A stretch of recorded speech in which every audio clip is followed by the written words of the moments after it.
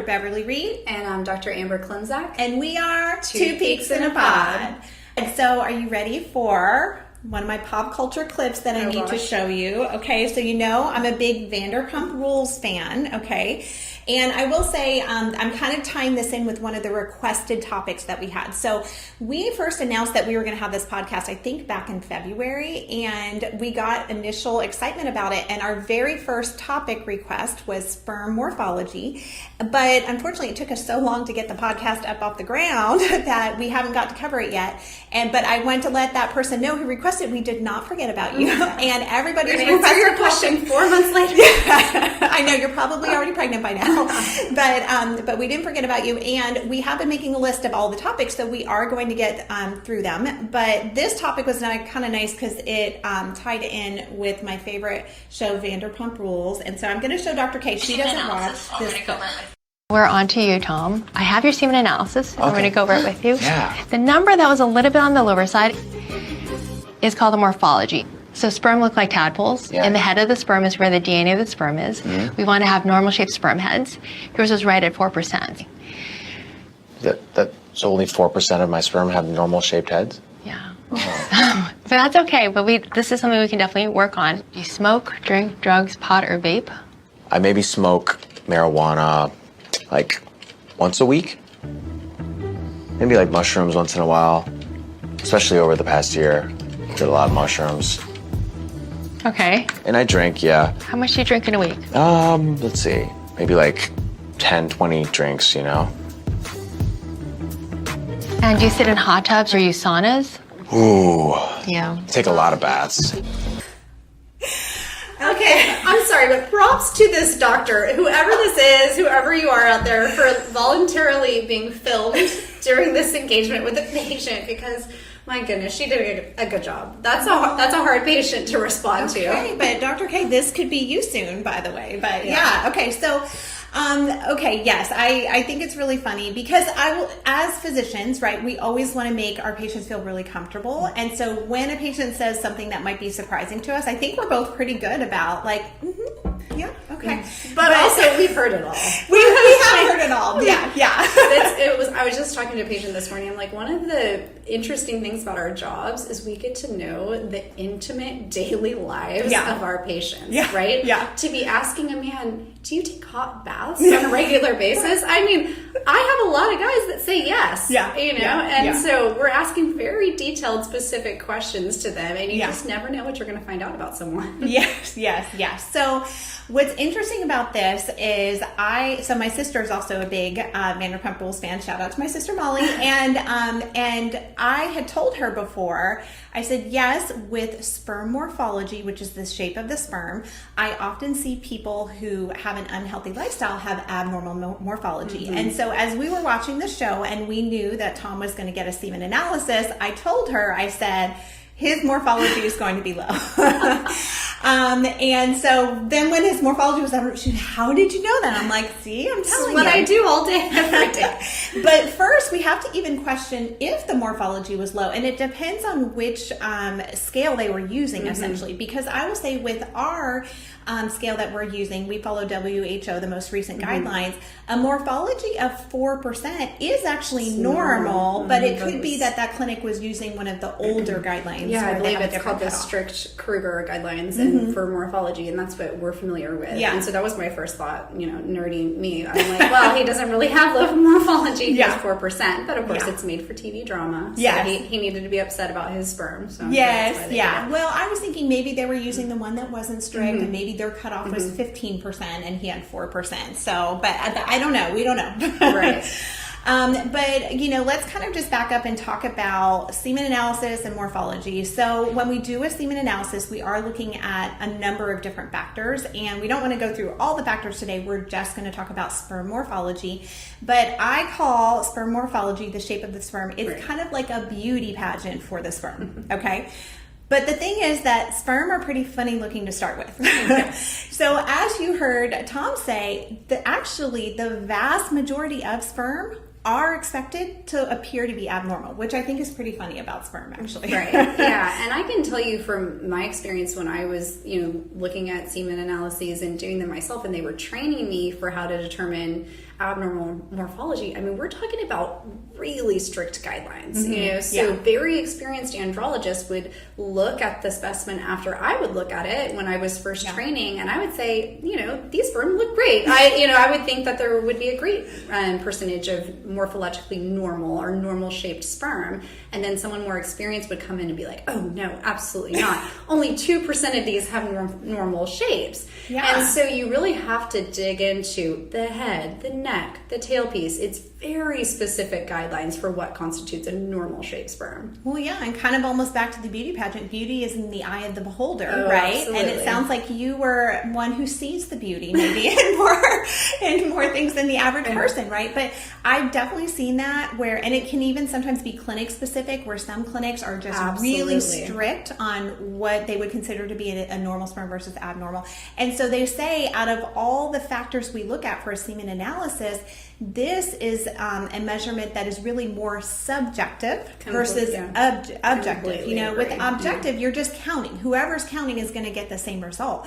But when you're having to use your judgment to say if something is normal, abnormal, you can get a difference in an opinion. And so some people will say that because of that, can you really trust the morphology? And it may be one of the least important parameters of a semen analysis. What do you think about that? I don't know if I necessarily consider it the least important. I certainly agree that they vary widely between labs. You know, I've been at a few different places in my career, and I've certainly seen dramatic differences in how people count normal morphology sperm.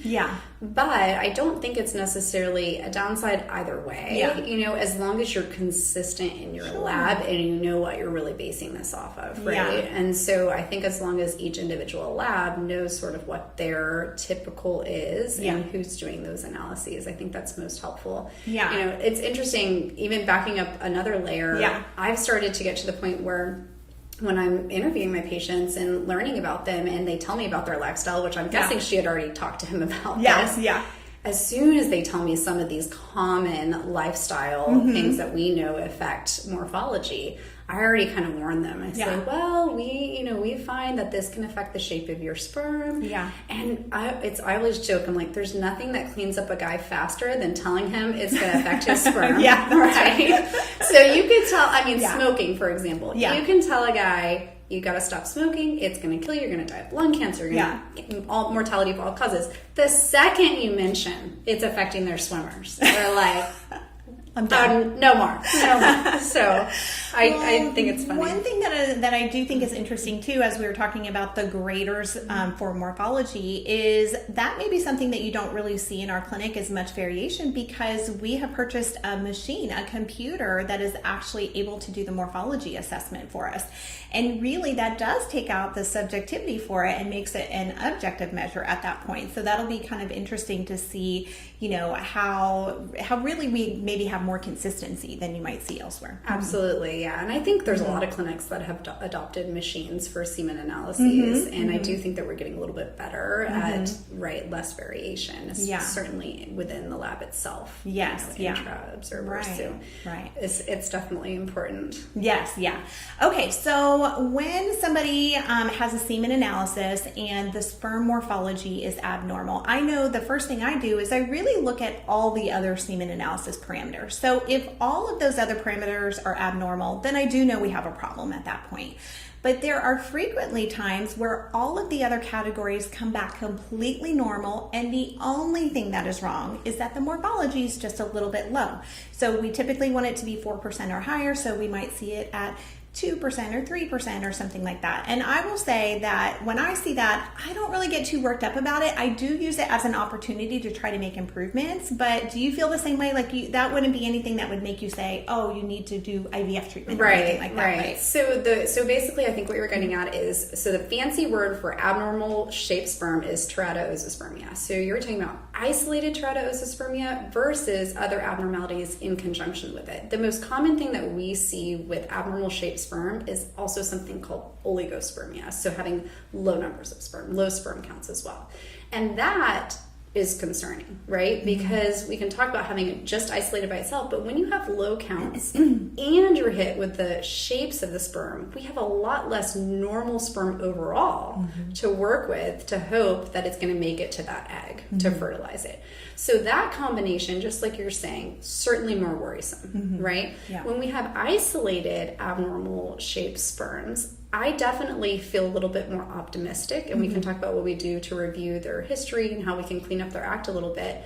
But also, there have been studies, because really what we're trying to decide is which treatment option do they qualify for? Can we do one of our less involved treatment options like inseminations or IUIs, or do we need to advance to something like IVF, a more involved treatment option? And so certainly the hope is, and what the same way that Dr. Reed and I feel, is we always want to guide our patients into the least involved treatment option. So we're always hoping that our patients can go through an IUI. And if they have isolated low morphology, and that's the only thing there, the idea is when you do an insemination, if there's enough numbers of sperm and we're concentrating them and placing millions of sperm right inside the uterus next to the fallopian tube, we're hoping that that bulk and number can overcome the low number of normally shaped sperm. That's the idea. So you do have to have pretty good counts to get you up to that point, because remember, morphology abnormalities are based on percentages. If you have high numbers of sperm overall, you can have success. Now, there are certain studies, and these studies have been around for a long time, for inseminations with isolated teratospermia, only having abnormal shaped sperms, patients going through inseminations versus patients doing inseminations that have normal semen analyses. These patients have lower live birth rates. Okay, so that is a concern. I don't think that's a surprise to anyone. It makes perfect sense, right? We're going to have better outcomes from inseminations if we have normal sperm. But the question is, can this still be an option to those patients? I think absolutely. And the way I counsel them is really, what are the other counts? What does the rest of the sperm, the semen analysis look like? Can we go for it? Now, a lot of times patients are just very straightforward. They're like, okay, what's the only true way to, guarantee that we're not having abnormally shaped sperm, meaning egg, right? That's IVF. The only way that we can truly avoid and pick up a normal shaped sperm and make sure that one is inseminating, the egg, looking at it under a microscope, which involves IVF. Well, and I think sometimes too, because we are just so familiar with this topic, it doesn't really stress us out as much. But if you look at it from a patient perspective, let's say you are on the portal, you get results back, and let's say it comes back and says you have 0% normal sperm. To us, we don't worry about that. We're like, oh, okay, fine. Like, you can still have a baby, right? But from the patient perspective, some of the thoughts that fly in their head are, wait, am I going to be able to ever have a baby? Or am I going to have a baby that's abnormal or that has birth defects or things like that? And that's the thing that, even though for us it's not that big of a deal, we always need to go out of our way to just give the reassurance to patients that, look, this is not a deal breaker here. In fact, this is very easy for us to overcome, even if you have 0% normal sperm. So one of my favorite studies that I've seen is they took an egg donor's eggs, okay, and they divided half of the eggs that one couple used, and they took the other half that another couple was going to use. And so one couple, the sperm had normal morphology, the other couple, the sperm had zero morphology. And when they did ICSI, where they inject the sperm into each one of the eggs, they found out that they had equivalent outcomes. And I just thought that was so reassuring to know that even if you can't find a normal sperm, that you can still have a totally normal baby and reasonable pregnancy rates and all the rest of it. So I think that's really important to give that reassurance. Really, because you should clarify, when you get 0%, let's say it's even 0% normal morphology, they're not searching through your entire specimen, right, at that point to figure out, is there even a single sperm that has a normal shape? But when they're doing ICSI, you're at the liberty of the embryologist to sit there and really look for that rare normal sperm that they can select for insemination. So it is really reassuring, and it just means our embryologists are great. Well, I don't know too. I mean, I've definitely asked the embryologist, are you able to, what can you see where you're right? And they say the hard thing is they swim really fast. Right? So it's not a true detailed, morphology assessment, but even so, you're trying to pick the best that you can. And that's a lot different than when you are doing, something less invasive, like just having intercourse or an insemination or something. And really, in that case, you're just trying to find the sperm that can get there, that can get to the egg, not necessarily the one that looks the prettiest. Right. The fastest swimmer may have a really big head. But whenever somebody comes to see me for their follow-up and we find out that there's abnormal morphology, I really look at it as an opportunity to really improve your health. And what I think is so interesting is that in some ways, a semen analysis is kind of a glimpse into maybe your future health, okay? So if you think about the problems we have when we're older, so for example, a lot of people develop heart problems as they get older. Wouldn't it be nice if we were able to take some of the cells from the heart 20 years before they ever had problems and look at them under a microscope and see, do they have any indication of problems or aging or anything like that? But of course we can't do that, right? You can't just take a heart biopsy of somebody and do that. But if you think about it, out of all of our organs, the testicles are able to provide something on a microscopic level that we can look at and see, how is your body doing right now? And when you see that there is abnormal morphology, that tells me there's something going on in your body that you may be able to intervene on to try to optimize your health. And so the most obvious and kind of common things that I will see, I would say probably the most common I see is alcohol use. Alcohol is a toxin, and it can affect all the organs in our body, including the testicles. And so I see alcohol. We live in Texas, so I see a lot of heat stress. I see a lot of heat from baths too. Yeah. Do you see? I see baths. I don't think I've been asking about baths, so maybe I'm missing out on a lot of guys that are taking hot baths. I ask a lot of guys, it cracks me up. That and marijuana use. A lot of my patients, they like to sit in the bath and smoke a joint. Oh, they do it together. Oh, that's a double whammy. Yeah, they're really hitting their sperm shape. It's more common, I'm telling you. Does Steven take baths? No, I told a patient today, I was like, I think I would have a heart attack if I walked in and Steven was in the bathtub, because he would not fit. My husband's huge. Our bath is tiny. Like, his legs, I would think that something really terrible had happened to him if he was sitting in the bath. We have to ask our producer, Peter, do you take baths? I do not. Okay, so, well, but for our bath takers out there, then yeah, you can still take baths, just not hot water. Let's talk about the sperm too. I have made, at this point, I make sure I tell everybody, because marijuana use is becoming a lot more common. And because it's common and even legal in a lot of states, sometimes people think that that means it's healthy and it's good for you. And that is not the case. So the most alarming study that I saw, I think it came out about a year ago or so, said that if the dad uses marijuana, they will have a higher risk of their child having autism.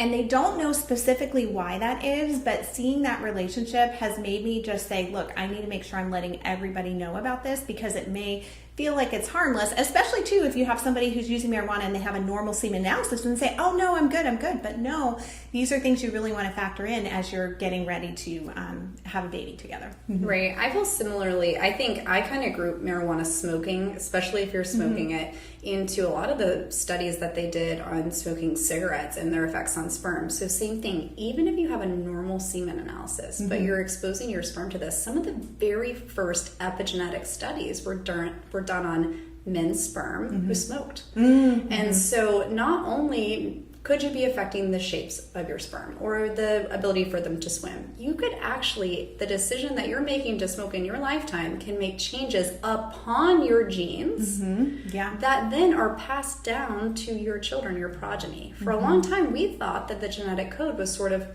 cleaned and then passed on to progeny. But that's not exactly true. Epigenetic studies show that things like smoking or obesity during our lifetime make changes on our genetic code that are then carried down to our progeny. And that's pretty dramatic. I think that is something that it weighs heavily on me, and so if it's a decision like that, it may be more impactful to patients. Well, I think another interesting question too that has popped up in more recent years is when somebody's smoking, sometimes a way to stop smoking is to then start vaping. And so then that brings up a whole nother question is, what about vaping? Does vaping affect the sperm? Does vaping affect fertility? And honestly, I would say it's probably too early to really know. I think it probably does, but not as much as smoking. So I think that vaping, as you're weaning down from smoking, could be reasonable, but then you want to wean off the vaping and stop that completely would be my recommendation to patients. Is that what you think too? I really, anytime, any type of smoking, even vaping, I tell people cut back as much as you can. One of the first things I learned in medical school, young, bright-eyed medical student, was if your doctor tells you to do something, you're exponentially more likely to do it, right? And so these, people, they have their wives on them, they have their family on them. Stop smoking, stop vaping, stop, smoking weed, all of these things. Yeah. But as soon as the doctor says something, in my mind, I'm like, okay, I should try and get them to cut back. So I say, whatever you can do, because it may be unrealistic for them to cut everything out cold turkey, right? But I say cut back as much as you can, at least for the time being, while you're trying to conceive, you know? Yeah. And I think it's pretty well received in that. I'm not telling them, you have to stop today, and it's just because it's just not realistic. Vaping, what I've been told, is it's extremely addictive because they put such high nicotine levels in to it, sometimes even more so than cigarette smoking. I don't know a lot about vaping, and like you said, the data is really new data, and so we're following it, but I'm guessing it's not going to be good over the next 10 to 15 years what comes out about it. Right. And then, so other things for lifestyle, I usually recommend the Mediterranean diet, and then exercise. Even just a brisk walk, 30 minutes of the day, most days of the week, has been shown to help morphology as well. And so those are kind of the basic things I'll do. I'll also usually give a list of fertility supplements that I know are safe. They won't hurt anything. I think sometimes it's debatable on how much they're actually helpful, but as long as it's not anything that can be harmful to sperm, I think it's certainly reasonable. But then I think it's good to set expectations as to when you're making all of these changes, how soon we see a result. So do you ever see people who maybe they stopped drinking and stopped smoking for a week and they're ready to see a good normal semen analysis? So this is the way that's happened for me. A lot of times patients will come see me and they've already had a semen analysis with a different provider, a different clinic. And they have abnormal morphology. And it was a few months ago. Okay. And then they come to me and we, review, and they say, I've been working on this. Like I said, a lot of time it's alcohol. I see that very commonly. I've really cut back. I want to repeat my semen analysis. And I do see improvements. The way I do my treatment, though, we really want to get people moving so quickly into treatment that often, if we do our first semen analysis, we may repeat it at 4 weeks, but it's not a huge turnover. The life cycle of sperm is about 3 months. So we don't see dramatic changes in the short amount of time when I repeat semen analyses. I absolutely offer it to my patients, if they're like, hey, I've really been changing up my lifestyle. I want to see if my morphology's improved or, other parameters that were abnormal. I'll offer it to them. But often we've already had to start treatment, right? With the basis of that first analysis. Well, I think that is I think my major point is just saying that, look, the life cycle of the sperm is 2 to 3 months. So you don't want to expect that drastic of a change right away, because if you don't know that ahead of time, and let's say you happen to repeat your semen analysis a week later or something, you haven't seen a change from your 1 week of lifestyle changes, well, that's normal. We wouldn't expect to see a drastic change at that point. But keep at it. And keep at it, right? Because you don't want that to feel discouraging. That's right. Sometimes people feel discouraged and say, oh, well, I did all these things. I guess I'll just go back to doing all these things again. And I'm like, no. Like, keep it up. And remember, not only is it good for the morphology, this is great for your future health. This was a gift to you that you got to find out early on that your health is being affected by some of your lifestyle changes, and these are the things that you can do to improve on. But I will say too, there are cases where we just don't really find a reason. Sometimes I have people who are living a perfect lifestyle. They can still have abnormal morphology. There's other issues or reasons, genetics or things like that can contribute to. It's interesting. I was going to point that out also. And I think that's the patients often when I make the phone call, they're really frustrated because they're like, no, I don't do any of those things. And they're very like, I don't do those things. So like, what else could it be? And then we really are talking about other things. There's certainly other causes. You can even have abnormalities of the veins of the testes. Varicocele can sometimes be associated with abnormal shaped sperm. Or, what I've read about is sometimes we get the analysis report. I actually haven't seen this recently. I just had one the other day. Have you ever seen it where it's all the same abnormality? Yes, So I was reading about this because I just had one.